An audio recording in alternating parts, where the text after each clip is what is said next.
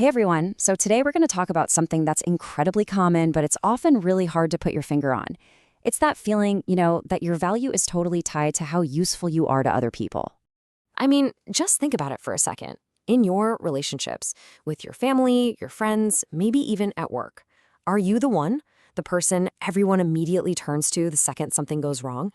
You know who I'm talking about. The one with all the advice, the solutions, the always ready helping hand.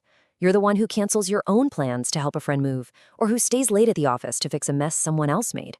And look, it can feel good to be needed, right? But let's be honest, it can also be completely and utterly exhausting. Okay, so if that description just hit a little too close to home, trust me, you are not alone. There's actually a name for this whole pattern, and just understanding it, well, that's the very first step toward changing it.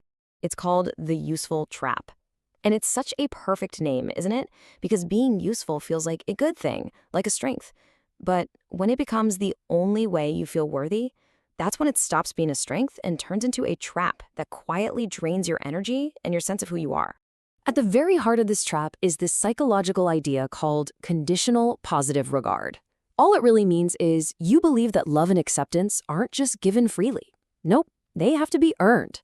Earned through your actions, through how useful you are. The opposite of this, of course, is unconditional positive regard. That feeling that you're valued for who you are, not just for what you do. For a lot of people caught in this trap, that second one, it can sound like a total fantasy. It's that quiet little voice in the back of your head, right? It's the one that whispers this. Not my value comes from who I am, but my value comes from what I do. And this idea, it basically becomes the operating system that runs in the background of your life, influencing how you interact with absolutely everyone you care about. So where does a belief like this even come from? I mean, it doesn't just appear out of thin air. It's usually built up from our earliest relationships and the patterns we learned back then. A lot of the time, the roots of this are found in our attachment styles, specifically something called an anxious attachment pattern.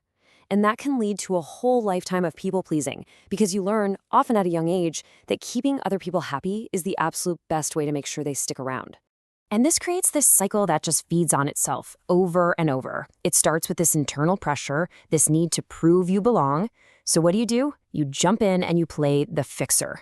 You get a little rush of temporary approval, some praise, a thank you, and that feels great. But then step 4 hits. And this part is absolutely crucial. A fear starts to creep in. If I stop doing this, will they replace me? Will they realize they don't actually need me?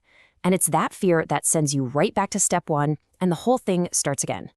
Being the useful one might look like a position of power from the outside, but it comes with some huge hidden costs. So let's talk about the real weight that this puts on your shoulders. Okay, the single biggest cost is this. When you're constantly focused on solving everybody else's problems, there is simply no time or energy left for your own. Your needs, your dreams, your moments of just rest, they all get pushed to the bottom of the list, or they fall off the list entirely. This deep, almost primal fear of being abandoned, that is the engine that keeps this whole cycle going. It's the feeling that if your usefulness runs out, so does your place in other people's lives.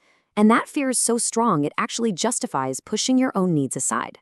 So all of this, the constant fixing, the ignored needs, that fear running underneath it all adds up to this one thing, the burden of indispensability.